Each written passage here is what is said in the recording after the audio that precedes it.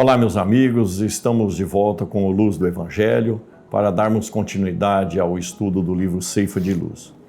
Hoje nós estudaremos, junto com o nosso querido Dr. Aguinaldo, o capítulo número 14. Emmanuel intitula o capítulo como Indicação Fraterna e ele vai utilizar uma orientação de Pedro, que está na primeira epístola dele, Pedro, no capítulo 4, no versículo número 10, onde Pedro diz o seguinte: servi uns aos outros conforme o dom particular de cada um. O que Pedro está nos orientando? Lembremos-nos primeiro da figura de Pedro. Pedro ele era voluntarioso, Pedro era ativo. Então, ninguém mais eficiente ou ninguém mais exemplificador do que Pedro para nos orientar ao serviço, né, ao trabalho. E claro, ele está indicando para nós servirmos-nos das nossas possibilidades para servir o próximo.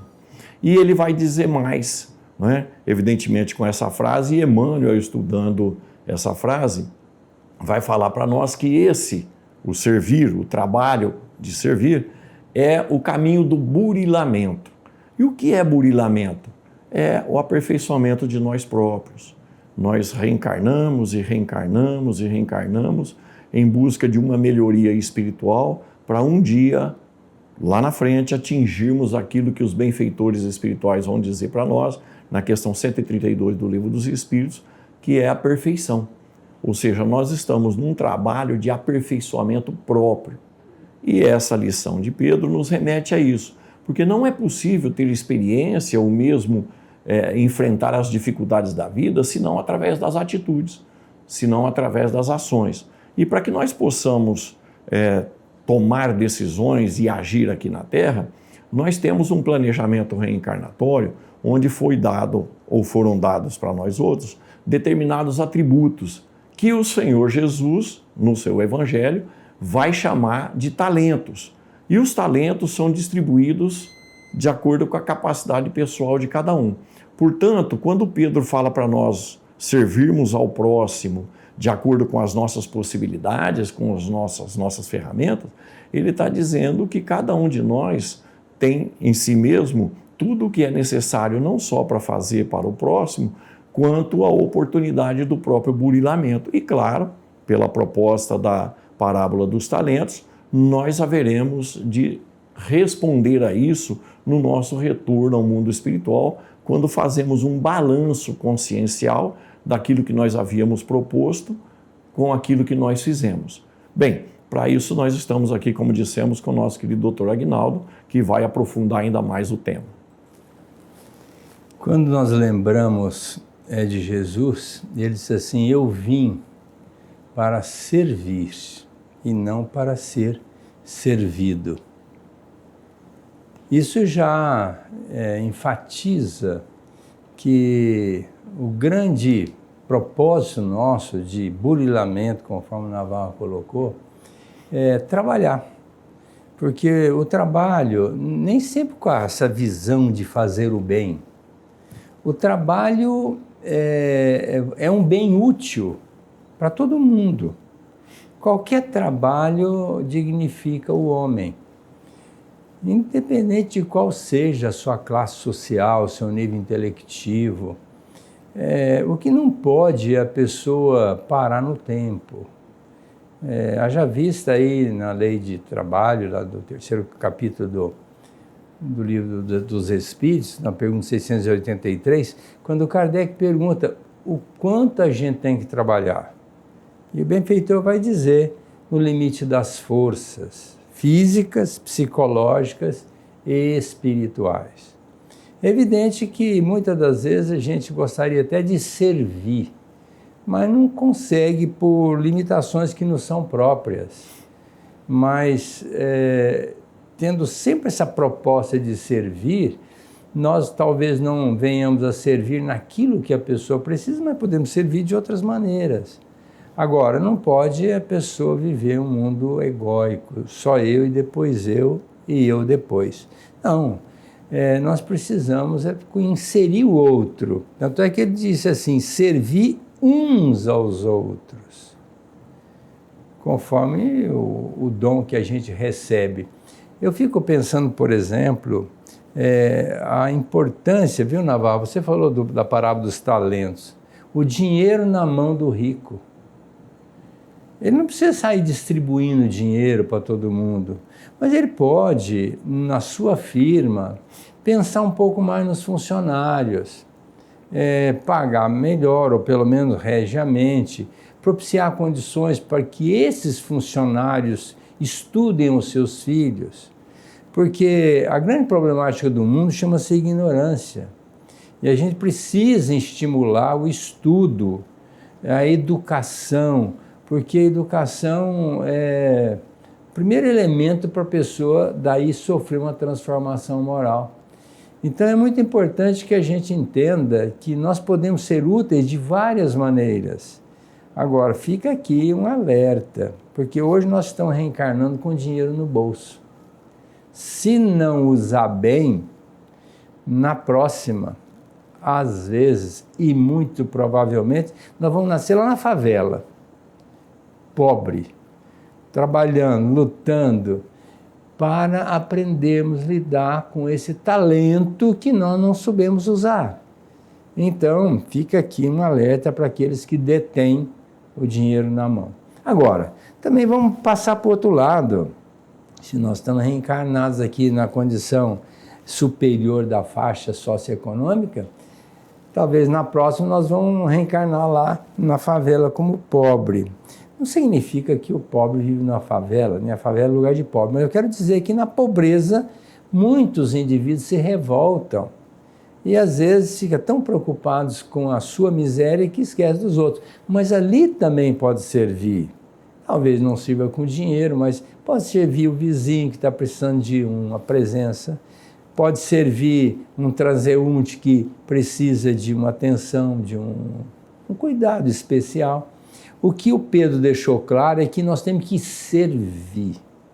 Essa é a proposta de Jesus. Me vem à mente, doutor, com as suas palavras, a figura do Senhor Jesus, quando ele resolve lavar o pé dos apóstolos, né?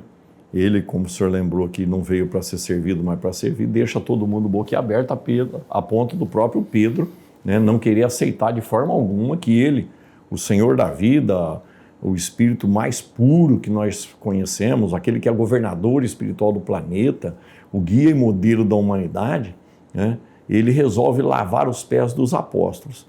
E claro, a gente, num exercício aqui de imaginação, né, a gente vai tentar idealizar quais eram as situações dos pés dos apóstolos numa época em que não havia calçados confortáveis, não havia pavimentações e a dificuldade de higiene era imensa. Imaginemos o Senhor servindo aqueles homens. E ele vai dizer para nós, né, justamente que no servir nós teremos dificuldades, porque se nascemos para servir, e aqui nesse mundo, segundo Jesus, nós teremos aflições, significa que as aflições trazem em si uma lição, que é o que propõe Emmanuel também nessa lição número 14 do Ceifa de Luz. O sofrimento nos leva ao burilamento da alma, nos leva ao entendimento das questões espirituais. A dor é um instrumento que a natureza ainda utiliza, dado a nossa preferência por não fazer o que precisa ser feito. Emmanuel vai nos lembrar que a essência da lei de Deus é a lei de amor. E toda transgressão à lei de amor nos será debitada para que possamos corrigir. Então é preciso, antes de tudo, encarar a vida não como um sofrimento. O Senhor falou que nós teríamos aflições, mas Ele pediu para a gente ter bom ânimo, porque nós teríamos que beber do cálice da vida de qualquer forma para burilar os nossos espíritos. Só quando nós tivermos paz de consciência, diz Emmanuel ainda nessa lição, nós teremos tranquilidade a nível de paraíso, entre aspas, evidentemente. Então é muito importante que a gente aprenda a servir. Mas qual é, então, o grande desafio? Para servir, e principalmente servir aqueles que a gente acha que não merece, nós precisamos eliminar ou controlar o orgulho. O orgulho nos impede de servir.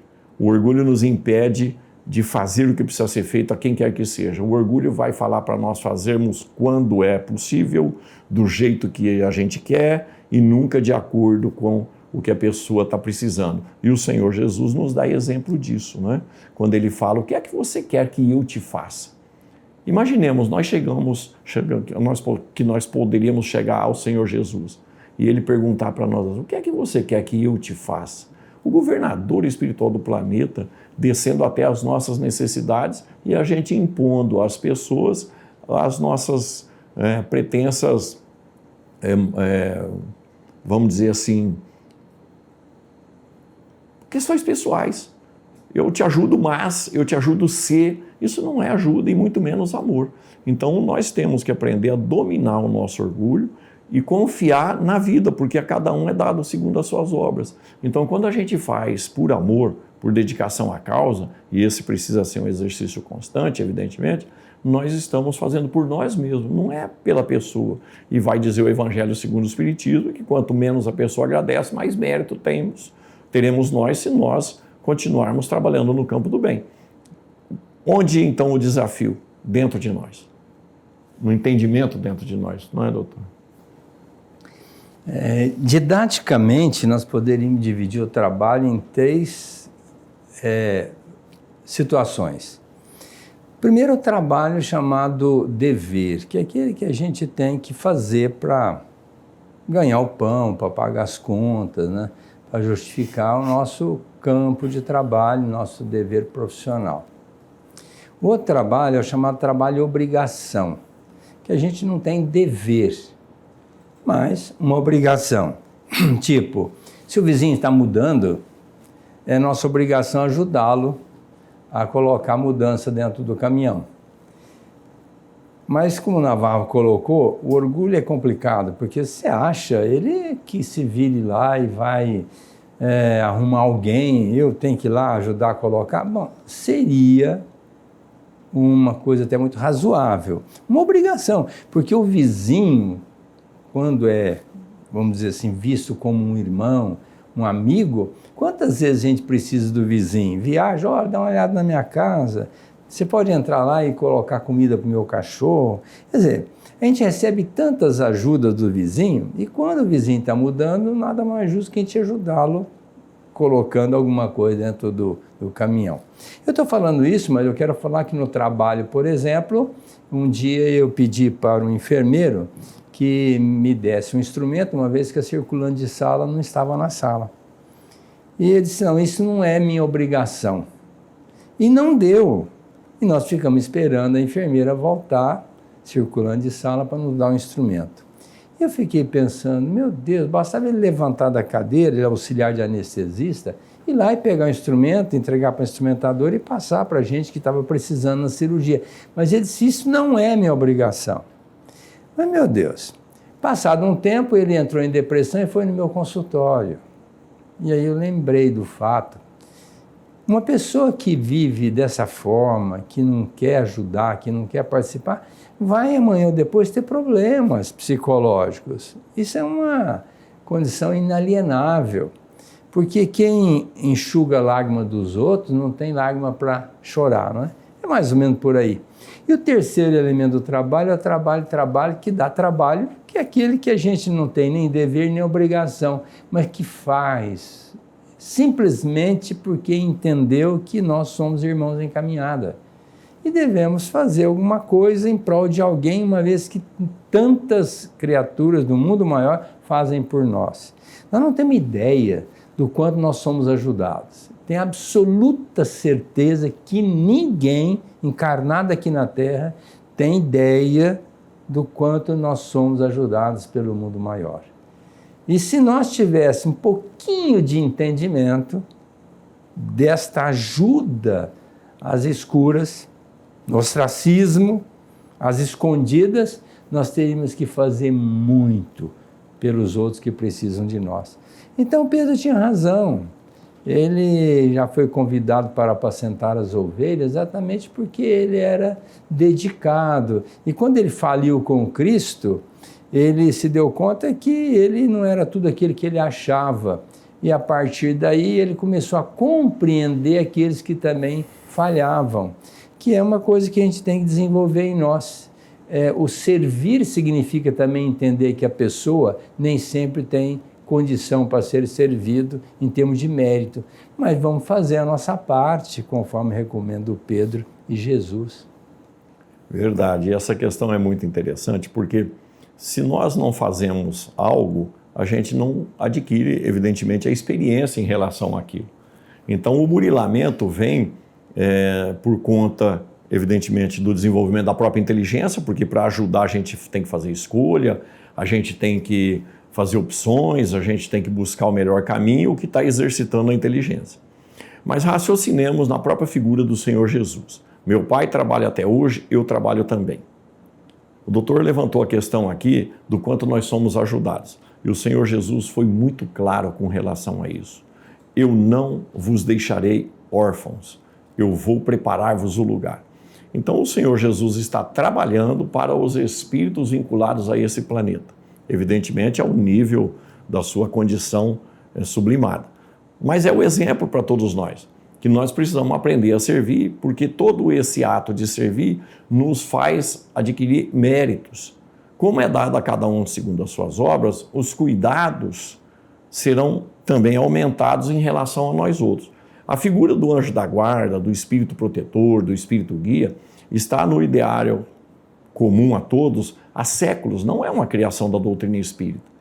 Há séculos, há milênios, nós temos a noção de que tem espíritos nos protegendo, nos conduzindo, o que é evidentemente uma condição absolutamente natural. Agora imaginemos, meus amigos, nós prestamos um serviço ou um favor para uma determinada pessoa aqui na Terra. Algo assim bastante extraordinário que a gente tem capacidade para fazer e faz com alegria. Imaginemos o entorno dessa pessoa, não só encarnados, mas principalmente desencarnados. Os seres desencarnados que amam profundamente essa pessoa e que estavam preocupadíssimos com a situação dela. E nós resolvemos a situação. Com que olhos eles nos verão? Com olhos de gratidão. E eles farão de tudo para devolver o favor que nós fizemos.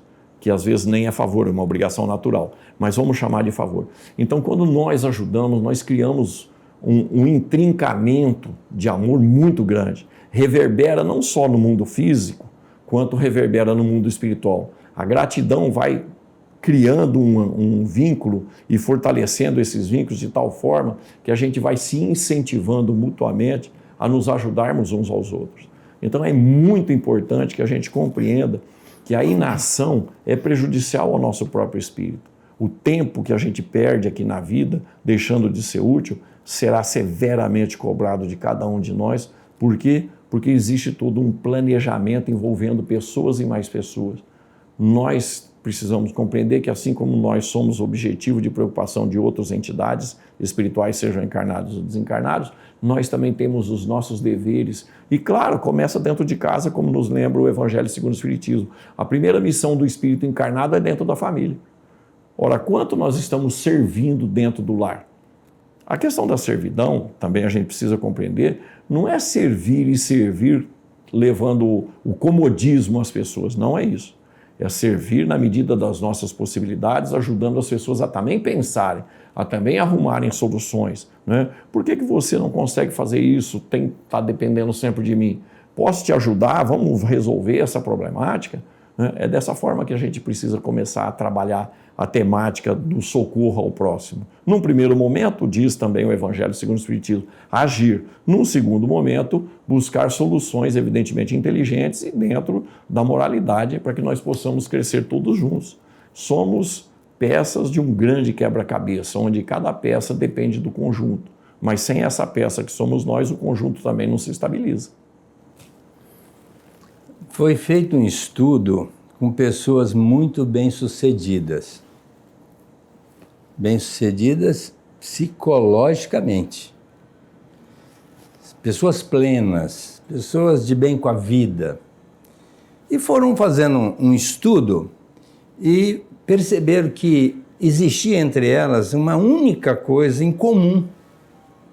Que um era de uma família, outra de outra família, uma de uma cidade, outra de outra, uma tinha uma formação, outra tinha outra, mas existia algo em comum entre aquelas pessoas. Sabe o que é? todas essas pessoas faziam o bem para o próximo. Então, dá para a gente entender que essa proposta de servir, fazer o bem ao próximo, dá uma sensação de plenitude, de completude, de paz, de consciência. Porque a grande chaga da humanidade chama-se egoísmo. E o egoísmo é vamos dizer, um vício radical. Ele fecha a criatura num mundo muito pessoal, esquecendo quem está ali de fora. Ontem mesmo foi no meu consultório uma senhora pensando em suicídio. Aliás, eu gastei mais de 1 hora dentro do consultório. A bem da verdade, era a última consulta, então me facilitou um pouco, porque quando o pessoal fica esperando, depois entram de cara feia, né? Mas era a última consulta, e eu fiquei com ela mais de 1 hora conversando, mostrando para ela que ela não tinha espaço para estar deprimida. Ela teve 2 maridos maravilhosos, e realmente desencarnaram e a deixaram financeiramente estruturada. Mas ela estava lá, reclamando porque estava sozinha, reclamando porque estava preocupada com o futuro. Eu fiquei pensando, minha senhora, a senhora tem tudo para estar muito bem na vida, em sentido amplo. O que está lhe faltando é procurar uma casa religiosa, qual seja, que vai lhe trazer subsídio para a senhora ajudar os outros. Porque o dia que a senhora esquecer da senhora, a senhora vai ficar curada. Aliás, quem falou isso foi Jesus. Quem quiser me seguir, ele antes disse assim, eu vim para que tenhais vida e vida em abundância, em plenitude. Agora, quem quiser me seguir, renuncie a si mesmo. Pega a sua cruz e me siga. Eu falei, a senhora poderia estar renunciando a senhora em prol das criaturas. E o dia que a senhora fizer isso, a senhora vai estar muito ligada com Jesus. E essa ligação é eterna. O dia que a senhora entender que nós devemos preocupar em ajudar os outros e não preocupar com a gente, e Jesus disse, quando você for de viagem, não leve nada no alforge, né? Ele já falava, não temos que preocupar com o que vai acontecer, nós temos que fazer o que nós temos que fazer. Agora, se a senhora quiser ficar curada dessa porta para fora, frequente uma casa religiosa, leve a sua cama, já que a senhora está sozinha, para dentro da casa religiosa, simbolicamente, e vai trabalhar para Jesus. Posso assegurar que depois de 1 ano que a senhora fizer isso, a senhora vai voltar aqui curada, sem nenhum remédio. Porque o remédio funciona como um barquinho. A gente toma porque está afogando, bota o barco e a gente é levado até a margem. Mas segundo eu entendo, se depois que sai na margem, carregar o barco nas costas é muito cansativo. É melhor abandoná-lo. Então, toma o remédio enquanto nós estamos precisando dele. Mas depois, largue-o. Deixa o barquinho lá e caminha a pé. Ou seja, vamos para a casa religiosa, vamos trabalhar para Jesus, vamos ficar curados e sem remédio. Porque remédio ajuda uma coisa e estraga outra. Então, a proposta é servir sempre. André Luiz fala, servir o próximo é um simples dever. E essa questão nos é lembrado, nós que caminhamos aqui pela vida, vendo tantas pessoas sem um objetivo de vida, nesse vazio, né? Como o doutor colocou aqui, numa questão egóica, o livro dos Espíritos nos apresenta o objetivo macro de nossas existências e o objetivo micro, do dia a dia, do minuto a minuto. Objetivo macro, aperfeiçoamento do nosso espírito, burilamento do nosso espírito, caminhando para a perfeição, que é o que o Emmanuel vai fazer nessa lição 14 do Ceifa de Luz. O burilamento no trabalho no bem. Pois é, a questão 860 do Livro dos Espíritos nos apresenta o bem, a prática do bem, como sendo o único objetivo do espírito encarnado. Não há outro objetivo. Então, quando nós encarnamos aqui na Terra, nós encarnamos com a proposta de fazer o bem. Ah, mas eu sofro demais, as situações são muito difíceis, as condições são complicadas. Cada um de nós está vivendo daquilo que planejou. É evidente que com as escolhas inadequadas nós podemos complicar os nossos quadros, mas sempre será possível mudar as coisas. Quando? quando nós voltarmos os nossos olhos para a prática da lei de amor. E a prática da lei de amor é através da prática do bem. E o bem é melhorar a vida alheia, não importa em que grau, em que quantidade, em que profundidade. Tudo, mas absolutamente tudo que nós fizermos, desde o mais simples favor dentro de casa ao maior trabalho social que a gente possa fazer, e mesmo profissional, nós estaremos envolvidos no bem, que é a força propulsora do amor aqui na Terra. Não nos esqueçamos, felicidade virá com a prática do bem. Nós nos conscientizamos da prática do bem, a nossa consciência se tranquiliza e a gente vai ser feliz tanto quanto é possível ser feliz na Terra, conforme propõem os benfeitores espirituais. Meus amigos, chegamos ao final de mais um estudo. Queremos convidá-los para estarem conosco na próxima semana. Muita paz a todos.